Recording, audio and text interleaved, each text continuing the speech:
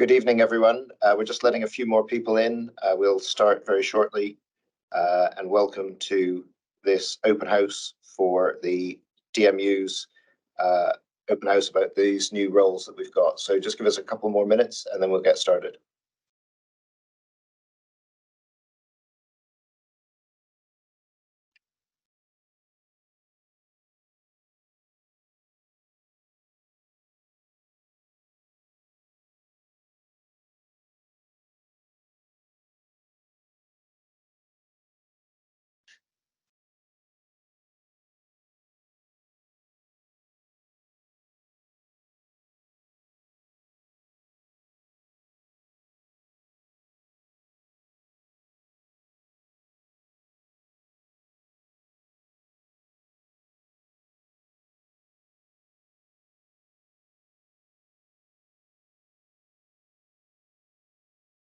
Okay, good evening, everyone.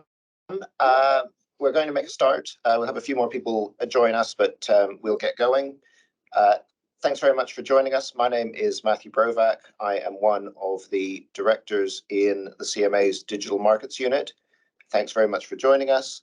I'm going to start out with a quick overview of what we're hoping to cover in the next hour. Perhaps we just go to the next slide.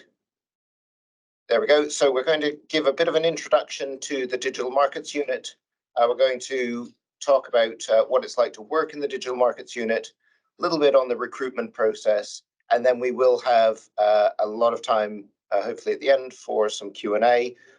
If you've got questions as we go on, feel free to put those in the chat. I should say, as a matter of housekeeping, that this is being recorded and we will also put it up on our YouTube channel. So, thinking a bit about the Digital Markets Unit, now is a very exciting time to join. We're very excited. You can see on the screen now some of the recent work that has been released by the CMA, whether that be on things like rip-offs to protect consumers, or our work on AI foundation models, or indeed just last week, the information that we released about how we plan to actually operate the new digital markets regime. So it's really a time when we're in a ramp-up phase. That's part of the reason why we're recruiting to bring new people into the team in order to get ready for exercising new powers, which we are hopeful will come in 2024, that we'll be using. So lots of things going on. Here on this next slide, this is just a bit more detail about the kind of work that we do today, and if people were to join the Digital Markets Unit, the sort of thing that they might get involved in. So top left there, preparing for the new regime, a lot of work going on, working with government, working with legislators and the drafts people, actually putting the bill in place that gives the powers to the CMA to regulate the most powerful companies in big tech and in digital markets. The green in the center there, really building our understanding, making sure that we have a full and up-to-date view of the latest technology, how it's coming out, what effects it's having on the markets that we look at. That includes, now top right, working with other regulators and stakeholders, both internationally and nationally. So we do that across a number of operators, Ofcom, the ICO, the FCA in the UK, and also around the world, because digital markets are being considered by a number of jurisdictions: Australia, Japan, Germany, obviously the European Union. We also regularly talk to our counterparts in the United States and, frankly, all around the world on some of these issues. Organizational, institutional setup. So this is really getting ourselves up and ready to operate this new regime. So thinking about the team that we're building, making sure that we have the right skills, the right people, that it's diverse, that it represents the people of the UK who we serve. And also we get involved in tackling issues in digital markets using existing tools. So The CMA has a number of ongoing cases which are in the public domain, and quite often Digital Markets Unit colleagues get involved in working in those cases, whether they're under our Competition Act powers or under our markets powers. For instance, the recent and ongoing cloud investigations, or indeed the investigation on mobile, which has been running for a while and is restarting. Lots of very interesting work that's going on even before we get into the new digital markets regime. Next slide. So the main purpose of this session today really is just to talk a little bit about the work of the Digital Markets Unit. We've got a panel of colleagues here who are in the DMU, can talk a little bit about their experience from different offices in the CMA. And we are in the process of recruiting in this round 3 digital markets advisors, 1 digital market advisor for an FTC. It should actually be a assistant director. So we'll talk a little bit about those details. The applications close on Monday, the 22nd of January. So that is roughly a week from today. Ideally, don't leave it to 11:55 p.m., but that is the official cutoff. Okay, so without further ado, I'm going to hand over to some of the colleagues who I've got with me here to talk just in a little bit more detail about the work that they do. Xin, would you like to start with some of the work that you've been doing, and just to give a bit of a background as to how you got involved in that? Yeah, sure. So just to start with a bit on my background. So I'm an assistant director in the DMU. Have a legal background, so a law degree from the University of Cambridge, and I was previously a competition lawyer in private practice and in-house. I was really drawn to the DMU because I was seeing the CMA's ability to be really at the cutting edge of tech and digital developments, and my current role is in AI-related work. Great, fantastic. Felicity, who's in our Manchester office. Felicity. Yes, hello. So I am another director in the DMU, so working closely with both Matthew, Xin, and Robin. As Matthew said, I'm based up in Manchester. I joined about 18 months ago. For the previous decade, I'd worked as a behavioural scientist, and the thing that appealed to me about the Digital Markets Unit was the opportunity to be involved in some big structural interventions in terms of the legislation to set up new tools to really shape how these markets develop. Because digital markets have amazing potential, they've given us great things, but also we know that there are some issues that we're starting to be concerned about. So the opportunity to help shape that was what really appealed to me. Also based up in Manchester, which is great, and I do a job share as well. So it sort of has a nice balance of interesting work, but also supportive of my wider life preferences. Robin? Hi everyone, my name is Robin Van Bolders. I'm a principal advisor working in our Edinburgh office for the DMU, and part of my day-to-day responsibility is leading the team's development of our early enforcement priorities under the new regime. Just a bit about myself, my background. I've also got a law degree similar to Xin in dual qualifying, so both Scots and English, and a master's degree from Glasgow in competition law and policy. I'm unusual probably in that I've spent the last 6 years working within the CMA. So I started out as a legal intern and I've worked in a range of departments, and including on a range of really exciting digital projects. So really exciting to be with you all today. Great, fantastic. So also on our panel, Sabrina, who is going to join us a little bit, who's going to speak a little bit later on about some of the nuts and bolts, if you like, about the application process, and we'll address any of your questions about that from our recruitment team. So just looking a little bit at the at the work that we're doing, Felicity, I think you've been involved particularly in the policy and legislation work. Could you just talk a little bit more about what's involved in that, and what you've learned, what it's been like?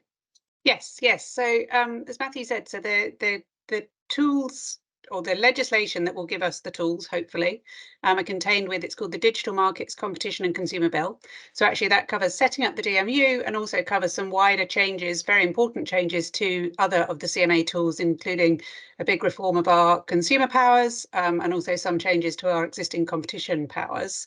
So the work I do is I've been overseeing the team that works with government to ensure that that legislation is drafted in a way that means that we can achieve what we want to from a policy outcome. So, you know, helping us tackle the problems that we know exist, but making sure that it's written in a way that legally will stand up as well. So I'm not a lawyer, but I spend a lot of time working with lawyers, getting very into the detail of exactly what the wording looks like, all that sort of stuff.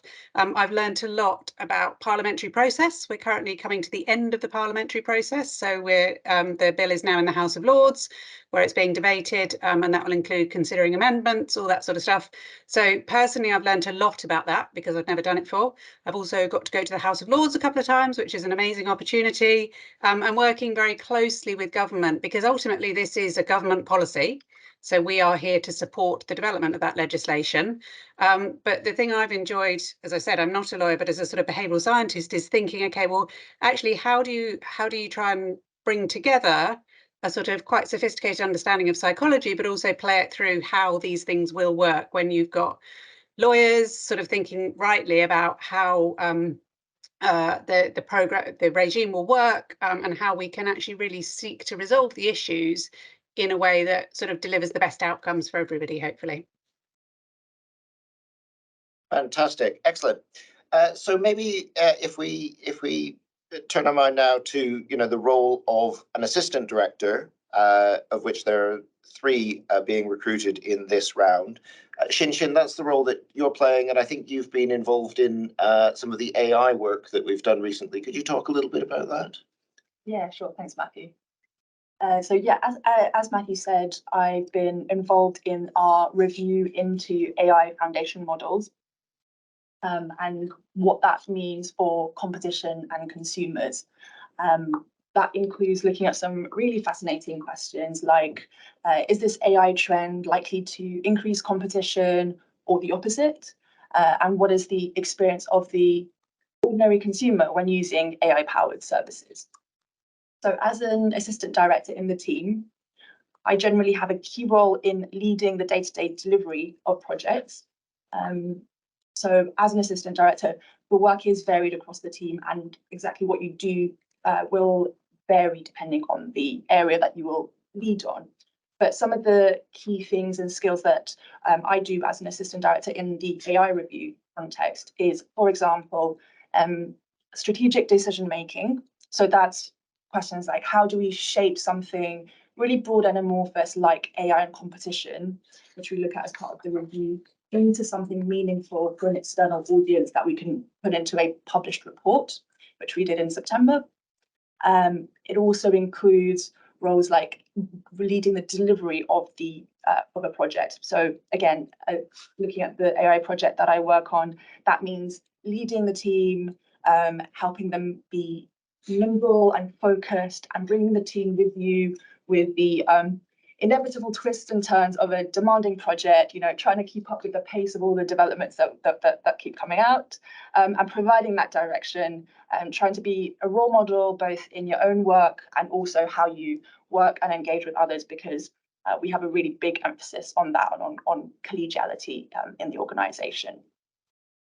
So practical things that we do in the project, just to give you a flavour of that, are thinking about what stakeholders we should speak to collect the evidence we need and get a range of opinions on AI matters. And one of the things that I really love about my role is the ability to have access to some of the AI labs, government, to share ideas with our international competition regulators, and the ability to talk to some of the top academics as well in AI. And as well as engagement, you're also leading the drafting of the report as well for publication, and that's sort of that challenge of building a shared understanding on quite complex but critical issues, and that I find that personally a really rewarding challenge to get involved in. Our other assistant directors do a range of other interesting work, so that includes leading on policy and legislation, advocacy and stakeholder engagement, and some great work, cross-regulator work as part of, for example, our Digital Regulation Cooperation Forum. Great, fantastic. So, read some of Xin-Xin's work in the AI Foundation Models Review. Volume 1 is already out, Volume 2 to follow soon. So excellent. All right, so in addition to the 3 assistant director roles, we've also got a principal role being offered on a fixed term contract. And Robin, up in Edinburgh, I think maybe you could talk a little bit about your experience. Yeah, and so I'll talk about one of the key programs that we've got going on right now, which is really focused around building our knowledge and understanding of digital markets that will play a really important role in terms of the types of enforcement priorities that we might take forward in the next 2 to 3 years or so. Now, from my perspective, over the past 4 years, I've been involved in a range of really exciting pieces of work. So, for example, I was on the online platforms and digital advertising market study, as well as our investigation into Google's proposals to introduce a set of proposals to replace third-party cookies called the Privacy Sandbox. Now, the benefit as a grade 7 in the team is that I have the opportunity to really lead the day-to-day delivery of these projects. And so you have the ability to work really closely with a team of policy professionals, lawyers, economists, and data scientists, investigating issues in key markets. And we obviously have a range of projects ongoing, including our market investigation into mobile browsing and cloud computing, which are starting quite soon. Now, just in terms of what that means, there are 2 really key skills that I want to draw out that are important as a grade 7. So the first is really about working in multidisciplinary teams. Myself, as with a legal background and kind of a policy background, might not be able to carry out all of the significant analysis that we really need to deliver. But fortunately, I have a really large team of economists and data scientists that have the technical expertise and the kind of quantitative analysis expertise that really we bring together as a team. Something slightly more different as well is that as a grade 7, I think within the civil service, that is really the area where you really get to test your leadership skills and capabilities. And there's a real strong emphasis within the DMU, both about mentoring and coaching and making sure that your junior colleagues have a really strong focus on their kind of personal development and career ambitions. Fantastic. And some pretty high profile and some difficult work, which we'll talk about in a moment. So, but just taking Robin's point there about collaboration and the working culture, that sort of thing. I mean, Xin-Xin, did you want to come in at all about how that works in the CMA? Yeah, great. Thanks, Matthew. I think in terms of culture and development, I would probably mention 2 things. So I think first, we are really serious about developing our talent. For example, we've got a learning and development program that's really diverse. It includes training like coaching skills for managers, key concepts around digital markets, some training around AI, which obviously I'm very keen about. And I also really like the fact that you can drive your own learning. So really, whatever you're interested in developing, there's a huge range of learning opportunities of different types. You can, on the one hand, there are formal training opportunities like online courses or external conferences that are available. We're also really lucky to have lots of distinguished speakers to come in and speak to us on various topics, and some really world-leading academics, including our digital experts, who are a panel of experts in their field who advise the CMA in its work. So that's on learning. And then the other thing I'd have to mention is our focus on diversity, equality, and inclusion in the CMA and also within the DMU. So as an assistant director in our team, I set up and currently lead a small group of EDI champions. And we think really proactively about how we can make things better from an EDI perspective and really take the initiative for implementing those values in our day-to-day work. Fantastic. So perhaps we've got, as we've got both Robin and Felicity on, who are working from other offices. We've got more people in London than we've got in other offices, but I think it's fair to say that we work, across those geographies. I mean, Robin, perhaps you could go first, talk a little bit about your experience working up in Edinburgh. Yeah, and so I've worked both in the London office, and I actually moved up in the to the Edinburgh office to relocate at the kind of back of June 2021. Now, from my experience, that's been really, really valuable. I suppose from the DMU's perspective, there's a really strong emphasis on building a collegiate environment, and so in some sense, it's not a place where you operate in silos. I within my team don't work just with people who work from the Edinburgh office, but actually I work with people from across all the various locations across the UK that we have. Now, in terms of working in practice for me, I noticed that collegiate environment very starkly. Although we're spread across multiple locations, we have to work quite well, and that's supported by reasonably decent IT, as you can tell today. But also, people make a point of getting to know each other early on when you join. So there's a lot of intro chats to make sure that you build kind of individual connections with both your directors and seniors responsible, but also with your junior members when they join as well. We've also kind of developed quite clear ways of working that suits the individual circumstances. So the London office has something in the range of 600 to 700 members of staff. The Edinburgh, we're approaching 100 from across the CMA as a whole. And so the way that we do that, the way that we work together is different to suit our needs. So within the Edinburgh office, we have anchor days where a larger part of the colleagues who don't necessarily all live in Edinburgh come together. We organise regular socials, taking into account the fact that we aren't all right in the middle of Edinburgh, for example. Whereas across the as a unit, we also bring colleagues together across offices. So we have, I mean, at the moment we're having quarterly away days, and that's a way of really reflecting on the work that we're doing and our priorities. And there's also a strong encouragement of cross-office travel.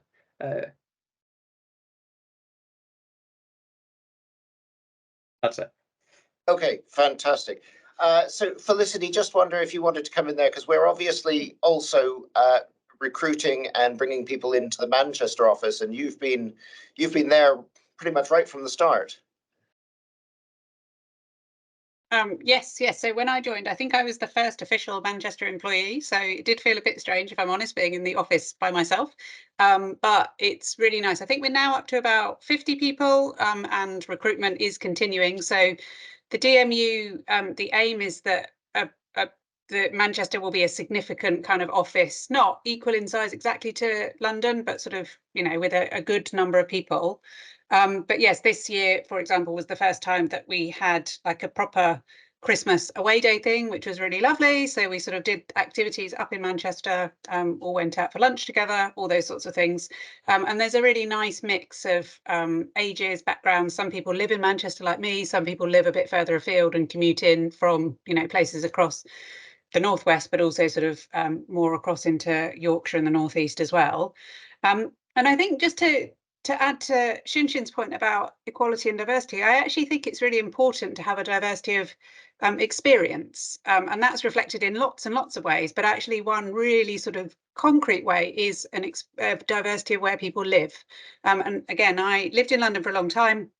I moved up to Manchester about 8 years ago, and it is different up here, like for good and for bad. But actually, that I think it's a really nice concrete demonstration of this focus on diversity by specifically recruiting across different offices. And it does mean that you can get people from a wider range of backgrounds and get that into the team. Great, thank you. So just a few additional points for me to pick up. I just wanted to let people know there will be further recruitment rounds for the DMU. In the next few months, we expect to be recruiting again, so watch this space. Also, as I think colleagues have mentioned, one of the things about being in the DMU is we work with colleagues across all of the CMA, and virtually all of our projects involve input from those other teams. So there is also recruitment going on in our econ team, legal, data and technology across multiple grades, including the G6 and G7, which we're talking about today. So if you would like to receive updates or learn more about any of that, first of all, I suggest that you watch Civil Service Jobs. That's where all CMA jobs will be put up.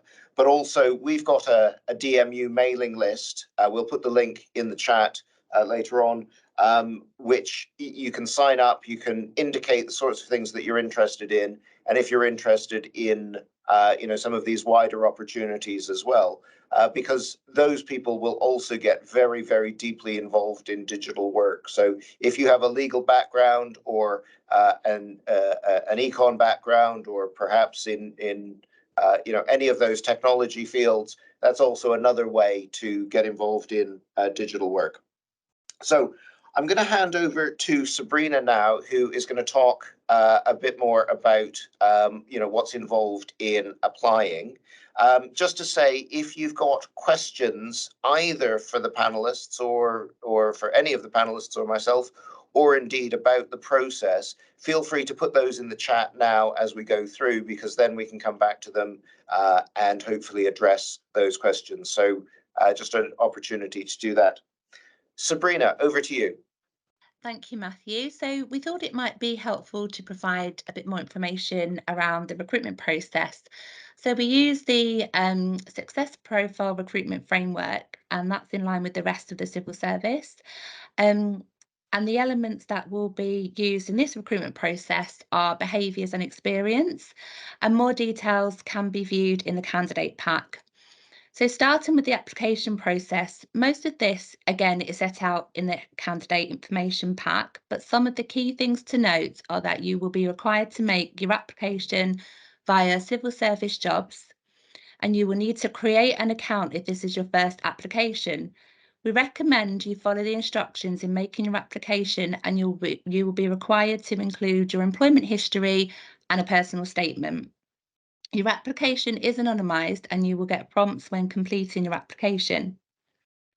So for your personal statement, you need to review the essential criteria outlined in the role profile. You will need to evidence how well you meet each criteria in a personal statement, and you can label each criteria you are answering.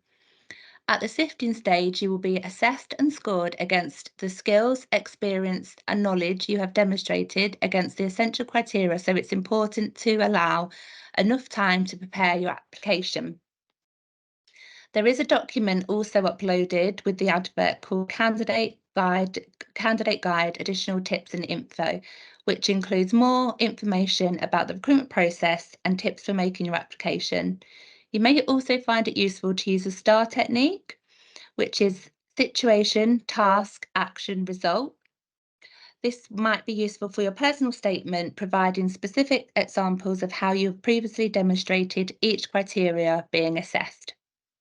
So this means explaining the situation, the task you had to do, what was the action you took, and what was the result. Generally, we're most interested in the action and results part, so try to focus on that, and don't forget to talk about what you did rather than saying we. We suggest you structure your personal statement clearly by using separate paragraphs for each essential criteria. Those successful at the SIFT will be invited to attend an interview and undertake an assessment. All of this will be assessed by CMA staff, and the successful candidates will hear from us shortly after. There's more information about behaviours you will be assessed against in the candidate pack, with various helpful links for you to read over. If you do have any specific questions you wish to ask, you can send those to recruitment@cma.gov.uk, and if you put the job reference in the subject line, one of the team will respond to you promptly. So just moving on to reasonable adjustments. If you do require any support to help you complete an application or at the interview stage, please do flag this in the assistance required section of your application form, or you can email again recruitment@cma.gov.uk. We want to ensure you feel supported as much as possible during all of the stages of the selection process. Thank you. Over to you, Matthew. Fantastic. Thank you very much, Sabrina. That's great. And we've got lots of questions in the chat. So that brings us to the end of sort of our presentation piece. So what I suggest is we'll try to address some of the questions. Feel free to raise other questions in the chat and we'll see how far we go. So just a couple that I've picked up. One was about the amount of autonomy that colleagues can expect and the ability to choose the projects that they work on. I'll start off. I mean, my experience within the DMU and the CMA has been that there is a pretty good amount of autonomy and ability to choose, to be honest. I mean, we definitely ask people what their areas of expertise or areas of interest are. I think, Shin, it's fair to say that you had done some previous work in AI, and not surprisingly, that was taken into account in the work that you're doing. That said, there are also things that, as an organization, we need to get done, and so it's a discussion. It's an ongoing discussion, I think. But I would say that we really try and find a balance between those things. Fair? Yeah, I think that's really fair. And I might just add that certainly in my experience, it's not just sort of what project do you get allocated on, but it's also on an ongoing basis, the role that you play in that project as it unfolds. The directors have really allowed me to sort of express what are my development objectives, how might they change over time, and taken a lot of effort to cater for that. So I think it's really a very good autonomy from what I've had. Yeah, and it's definitely part of our sort of learning and development plan, and the reason why we really want to develop people in these jobs and in those skills so that they, so that they can develop. Just to be clear, it's whilst the 3 assistant directors that we're recruiting for, whilst they will work closely, I mean, we're still a reasonably small team in the sense that I would say, I work with a large number of different colleagues from time to time, both within the DMU and elsewhere. They're not being recruited as a team as such. So I think there was a question there about, will these 3 ADs, all be working on one thing together? Probably not. In fact, actually, more to the point that Shin made, actually, we would expect each AD to be running substantial projects and work streams, on their own, and it is really a leadership role that we can expect. Also, question about KPIs and the way that we think about that. I mean, much like other organizations, we set yearly objectives. We have regular discussions, usually quarterly, between your line manager and yourself about how those objectives are going. And also your sort of learning and development plan. So if you were successful and came in, we would expect that early on in that process, that would be set. Should also mention there's a 6-month probation period, and during that period, you would also talk to your line manager at 3 months and also at 6 months about how that has gone. So that's kind of what the first bit looks like. Finally, just to say, in terms of location, we're open to all locations where the CMA has got an office. So in addition to Manchester, Edinburgh and London, which we've talked about today, indeed, we've got offices in Belfast, in Cardiff and in Darlington. Those would all be absolutely open. Cardiff, Belfast and Darlington are smaller offices today. I don't know the exact numbers. I'd have to look to a colleague, or perhaps we'll get back to you on that. But they're absolutely open to applications from people who would wish to work out of those offices. Robin, I wonder if I could hand over to you. I mean, there was a question about a bit more detail about sort of projects and things coming up. I mean, maybe if you could just talk a little bit about some of the work that you've been doing, and to the extent that you can, what the next 12 to 18 months might look like. Yeah, I'm more than happy to. So I'd say I've had quite a varied workload and kind of had different opportunities arise to me over the last 2.5 years that I've been working in the DMU. I suppose just building on some of the reflections on the kind of skills and experiences, that has very much been taken account of what I've been doing. So as part of my kind of initial start within the DMU, I was working on the Privacy Sandbox investigation as a follow-on piece of work. And so day to day, that involved leading the kind of day-to-day delivery of our oversight of a set of commitments that Google accepted about how they will develop and implement their Privacy Sandbox proposals. I've also been responsible for the overall kind of strategic input to our Digital Regulation Cooperation Forum, which is more of a relationship management type of role. Really quite exciting if you're interested in working in a forum where you have 4 different organizations with broadly similar obligations and similar objectives, but obviously very different policy remits. And the interactions between that is really quite exciting. And one of the things I had the opportunity to do very early on was help draft the joint statement on the interaction between data protection and competition policy, for example, which obviously is really quite helpful in providing guidance both to businesses, but also to consumers about how those 2 policy remits interact. What I'm currently doing at the moment is really more looking at enforcement priorities. And yet again, this is building on the fact that with my experience of having worked within the CMA, that has principally been working on cases. So I've worked on a range of Competition Act investigations, remedy reviews, phase 2 mergers, and really I'm able to draw that experience into the work that I'm doing at the moment to think through how we prioritize and the like. Just in terms of very quickly about kind of what the next 12 to 18 months might look like, one of the core things is really, well, first of all, getting the legislation over the line, and ultimately that's for Parliament and government to do, and we support them in that endeavour. One of the things we're required to do as a result of legislation and subsequently statutory instruments is to produce guidance that really sets out not necessarily just what the actual legislation says, but how we intend to apply those functions in practice. So what does it look like to set a conduct requirement? How are we in practice going to run a pro-competitive intervention investigation, for example? Some of the other elements that we might look like is more of what Matthew was talking about earlier, which is around organizational setup. And that's certainly something that we will be thinking quite heavily on in the next 6 to 12 months. But then it's about, running an effective project management office, for example, and making sure that we deliver good outputs there and that we have overall good resourcing, for example, to deliver the objectives. Great, thank you, Robin. Quite a varied portfolio there. Sabrina, a number of questions coming in about what we're really looking for. So one question: what do you want to learn about us in the personal statement?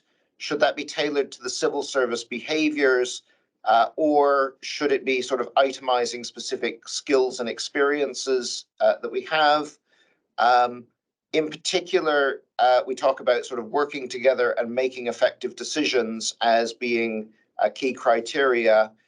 Is that something that that candidates should be looking to provide in their written application, or is that just something that they should have in mind to be discussed at interview? Maybe if you could address those. Yeah, so I think firstly, obviously, when outlining your personal statement, I would look at the essential criteria in the role profile, because that will really help kind of establish what we're looking for, and try and tailor your skills and experience where possible towards, again, the essential criteria that is outlined in the role profile. Obviously, I know within the DMU we do look for transferable skills, but as I say, I would always sort of refer back to the essential criteria that is in, as I say, what that is in the role profile. If you do have any sort of further questions, you can email recruitment directly. But again, there is sort of useful guidance and tips documents that are again also attached within civil service jobs under the job advert. Fantastic. Felicity. Yeah, so I was just going to add to that. Everything Sabrina said I completely agree with, as someone who sort of reviews the applications, I think it's worth saying that we have a lot of applications in general. So everything you can do to make your examples as clear and easy for us to understand as possible. So Sabrina already mentioned this, but on the essential criteria, if it's something like, I don't know, making effective decisions, like feel free to use those as headings and use bullet points to help us glean the relevant information as quickly as possible, because we will be reading many applications. And although we take our time and do work through them in detail, it is much easier for us to work through and sort of say, yes, we've got that and that and that, and then sort of progress those applications more easily. So yeah, try and make it easy for us to see what great experience you have. Excellent. Yes, good advice. Charlotte, who's also from our recruitment team, did you want to come in there and elaborate? Yes, thanks, Matthew. I was just going to add, there was a second part of the question relating to behaviours at the interview. So yes, it would be good to consider the behaviours that are being assessed. There is quite a useful sort of online link to, what the expectations are for sort of grade 6 positions for each individual behaviour and what you should be looking to build upon in your example. So the behaviours is something that will be very much demonstrated at the interview stage. So yeah, just wanted to add that in, and that will be the detail for the interview as well will also be firmed up in the invite to candidates that are selected for that stage. Great, and I think I'm right in saying that's all in the candidate pack that is available. That's right, underneath yeah. Underneath the advert that's on civil service jobs. That's Great. right, yeah. And just to say, in terms of the process, I think due to half term and availability, there is a period of, from memory, about 2 weeks between the close whilst we go through the SIFT process before people will be informed. There was a question about feedback. We unfortunately cannot give personalized feedback to every unsuccessful candidate, but what we will try to do is draw out some themes about what was really demonstrated by candidates that were successful to be invited for interview, as against those who may not have been successful, and try to give some feedback in that way to to help candidates for future applications. Other questions? There were a couple I'd seen, Matthew, about any assessment and sort of what an interview might look like. And I think it's fair to say we haven't decided exactly, but most of our interviews involve some sort of pre-prepared assessment. So that's typically something about giving a presentation about some aspect of the DMU's work. And we provide that upfront. And to build on what Sabrina said, if you do require any reasonable adjustments, we will, of course, take those into account. But yes, often there is a presentation sort of lasting between 5 and 10 minutes where you would be presenting and then the panel would be asking some follow-up questions as well before getting into the behaviours that Charlotte was just talking about. Great. We've also got some questions about the DMU and how it's developing. So future recruitment rounds in the coming up. What we think that there'll be about 200 people overall across the CMA working on digital activities. Now that includes our colleagues in econ, in legal, in data, etc. Within the digital markets unit itself, we're currently, as we described, at just over 60, between 60 and 65 people today, and probably our steady state will be something in the region of 85 in the core digital markets unit. So, that includes obviously some of the roles that we're recruiting for today. So that gives you a bit of a sense of kind of where we are and also in terms of where we're going. In terms of the assistant director roles, well, indeed, and the principal role, it's fair to say that, again, picking up a little bit on what Felicity said, we're really looking for different skills, and we've got, quite a good bench already, such that actually we can move work around to take advantage of people's skills, expertise, experience, etc. So I wouldn't say that there are particular, you must have X or you must have Y in your background, because that's particularly the role that we're looking for one of these roles to play. In fact, if you've got interest in, passion for digital markets and transferable skills, we're very interested in hearing from you. And we can certainly move work around in that way. So no, it's not fixed in that way. In relation to the principal role, it is a fixed term contract. It's a backfill at the moment for some people who are doing some extra work on a particular project, actually a DRCF project, which Digital Regulation Cooperation Forum, I should say, which Robin mentioned. So it is fixed term at the moment, but given what I'm saying about the way that the DMU and indeed the CMA is expanding, I certainly would feel that if somebody came in for that role and did well and was enjoying it, I think that there are other opportunities across the DMU and across the organization. So those were some of the key points. I've got a couple more questions popping up here. Interviews held in person or online. We will default to online. However, should you wish to do an interview in person, because it might be easier for you in terms of having no distractions or having the right environment, etc., we're very happy to do in-person interviews, and we can hold those at any of our offices. So we'll make arrangements for that. So the answer is either one. It's up to you. Probation applying to existing civil servants, I don't believe so. I believe that if you're on a transfer straight across, that doesn't apply, but I may look to my recruitment colleagues on that. Charlotte? Yes, sure, Matthew. As long as probation has been completed in the organisation that you're transferring from, then it won't need to be redone. If you were, for example, midway through probation, then it may have to be restarted upon transfer. But again, that's something that if that refers to you, it would be captured, sort of at the onboarding stage. So yeah. Fantastic. Another couple of questions that have come up. The ideal start date for these roles. Well, as I hope we have made clear to you, there's plenty of work to be done. So certainly from our perspective, we could put people to work tomorrow. That said, we're realistic about notice periods. We want to get the right people. We're building for the future.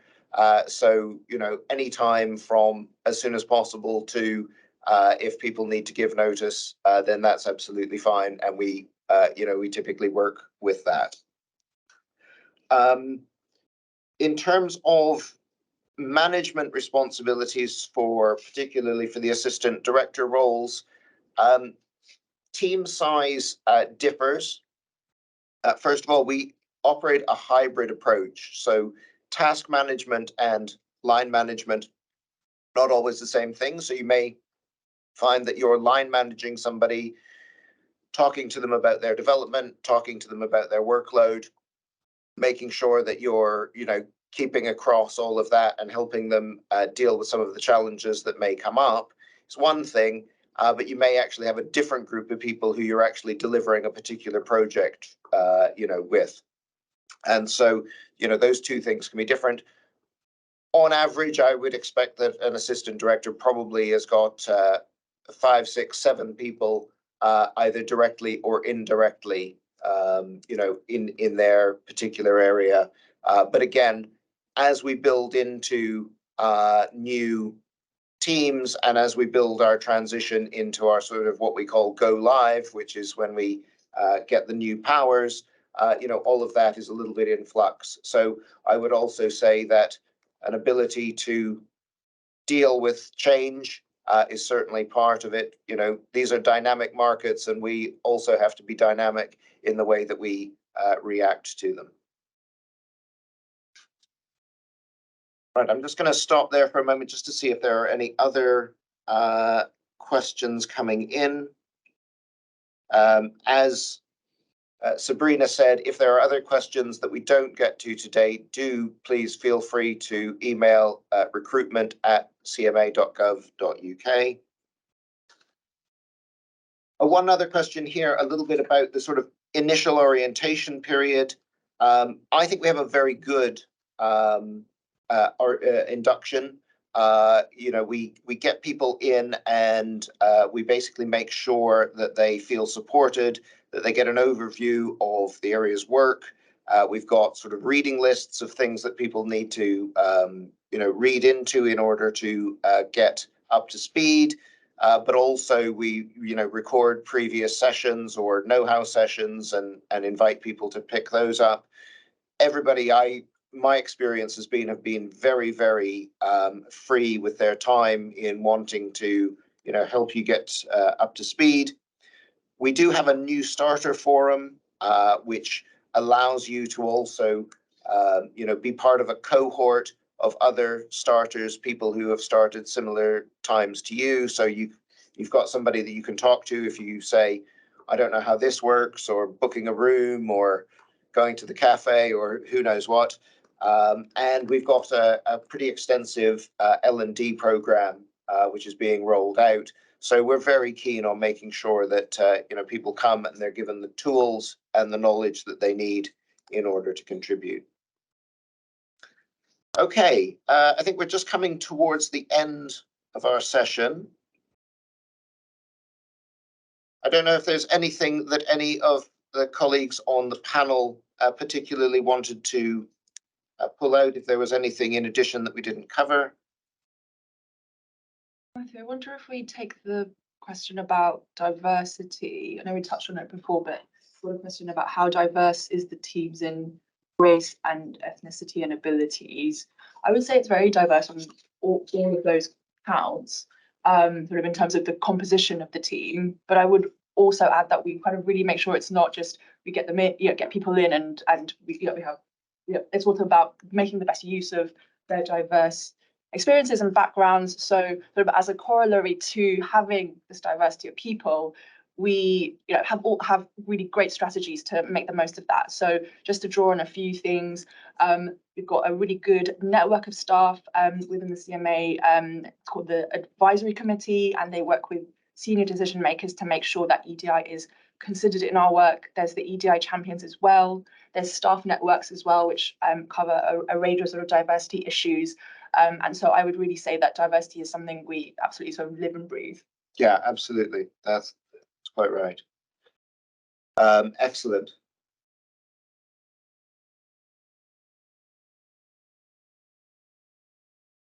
Okay, just a couple of other questions. I've got a question about SCS, which is the director level presence outside of London. Felicity is one of the DMU directors outside of London, and indeed her job share partner is also is in Edinburgh. We've also had a number of directors actually relocate recently. It's fair to say that we've got more directors in London than outside of London at the moment, but it is certainly part of our ongoing plans to, you know, increase that and to increase staff outside of London at all levels. So, you know, it's a work in progress, but definitely something that is very much on the radar. All right. There's also been, sorry, Matthew, a couple of questions I've seen about the devolved administrations and how the DMU's work sort of differs for those. I think the very short answer is, at the moment, probably not that much, because the new regime is a UK-wide piece of legislation in the way that our existing Competition Act case powers are.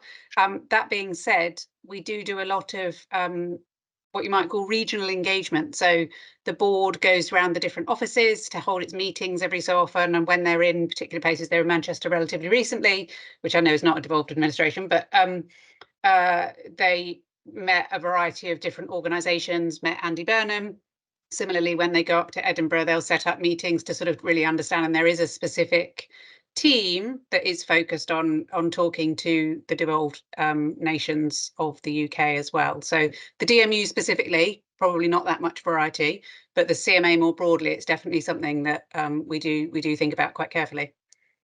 Yeah, and again, probably something that I would say, you know, the direction of travel is clear. So speaking personally, I will be going next week to Cardiff with our chair and with our strategy director, actually, to talk about the CMA's plan, our sort of annual plan, and also specifically to talk about the digital markets regime and its role in that plan. So we are getting out and about, and that is certainly more of that to come. Right, we're just about at time. I just want to take the opportunity to thank all of the colleagues who have joined us today and who have, you know, I hope, you know, provided a lot of really useful insight and information. Thanks also to all of the people in the background who've made this possible, because there's a whole bunch of technical work to get everything to happen. And thank you to everybody who has joined. So, you know, we hope that you found this useful. We'd really like to encourage applications. We're very keen, as I said before, to get, you know, diverse backgrounds, diverse views, different experience into the team. It's a very exciting time, both for the Digital Markets Unit and for the CMA as a whole. And so good luck with your applications and speak again soon. Take care, everyone. Thanks.